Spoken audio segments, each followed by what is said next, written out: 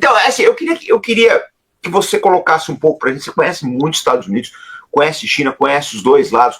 Por exemplo, esse bipartidarismo dos Estados Unidos, você colocou bem, a questão partidária, eu concordo. Eu acho que é uma questão que os dois, a questão chinesa, perdão, eu acho que os dois partidos vêm da mesma forma.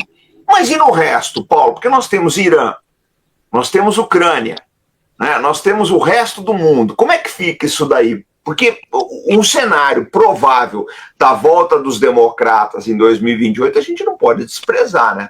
Como é que você vê o bipartidarismo nas outras questões? Veja, o presidente americano, ele negocia com outros países na base da ameaça em público. Ele fez ameaças públicas aos russos ao longo desse processo do início do governo. Qual é a confiança que os russos terão no governo Trump? Muito pequena.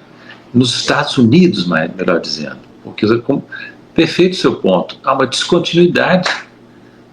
Vamos lembrar uma coisa. Quem liderou a hostilidade em relação à Rússia, a expansão da OTAN, toda a confrontação, o golpe de Estado em 2014 na Ucrânia, quem liderou isso foram os Estados Unidos. Os europeus até tentaram em alguns momentos resistir, foram arrastados pela potência dominante. Agora a potência dominante mudou de presidente e quer tirar o time de campo e deixar os ucranianos e os europeus abandonados. Então, isso gera uma tremenda desconfiança na posição internacional dos Estados Unidos, que não vai se resolver tão cedo, né? Eu não sei se... sim, uma coisa que eu ia te dizer a propósito por que o Trump está fazendo, né? Então vamos tentar entender se há algum método nessa loucura. Sim. Tomar a sua frase original. Qual o sentido que faz, do ponto de vista estratégico para os Estados Unidos, tentar pacificar a relação com a Rússia? Faz sentido. É uma coisa positiva, uma intenção positiva do governo Trump, do Donald Trump. É abrir caminho para centrar fogo no adversário que eles veem como principal, que é a China. E o fato da China ser o alvo principal ficou escancarado depois das mudanças tarifárias que se seguiram ao 2 de abril, no 9 de abril, quando ele baixou todas as tarifas, menos para a China, né? Então, qual seria o movimento aí? Vamos tentar estabelecer uma relação mais produtiva, mais pacífica com a Rússia e tentar atrair,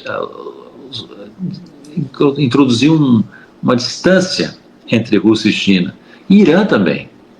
Quem sabe, pacificando a nossa relação com a Rússia, nós teremos condições de enfrentar melhor o desafio do Irã. Esses são os cálculos que possivelmente estão na base da política americana em relação à Rússia, mas tudo feito assim, né? De uma maneira que não gera confiança, né? Coloque-se na posição do Putin, depois de tudo que ele teve que enfrentar nos últimos 20 anos ou mais, né?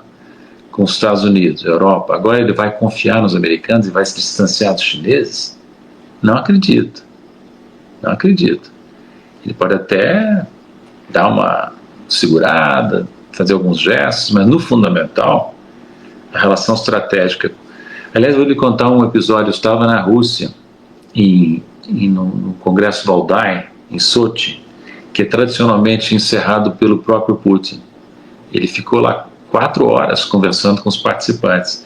E era o dia seguinte da vitória do Trump. Um chinês, um acadêmico chinês, levantou-se e fez a ele a pergunta: há algum risco da Rússia ser atraída por uma relação melhor com os Estados Unidos e se distanciar da China? O chinês foi lá no ponto direto, no dia seguinte da eleição. E a resposta do Putin foi muito enfática, que não, que a relação com a China era uma relação de longo prazo, de aproximação estratégica e que não ia se modificar com isso. Ao mesmo tempo, veja você, nessa mesma ocasião, o Putin fez altos elogios ao Trump. Esse evento era público, viu? Era transmitido. Eu lembro então, quando você foi lá. Ele foi muito enfático. Por quê? Porque o Putin esperava da parte do Trump uma atitude mais construtiva, e nisso ele estava certo. E o Trump está tentando ainda, não acabou a tentativa, viu?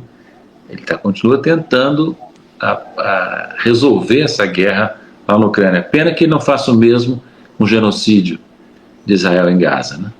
Que é um negócio muito grave. Se ele está preocupado com as vidas que estão sendo perdidas na Ucrânia, como ele próprio diz, com os russos que morrem, com os ucranianos que morrem, ele já está muito mais preocupado com a gravíssima coisa que está acontecendo em Gaza, que é um negócio assim sem precedentes nos tempos modernos, né?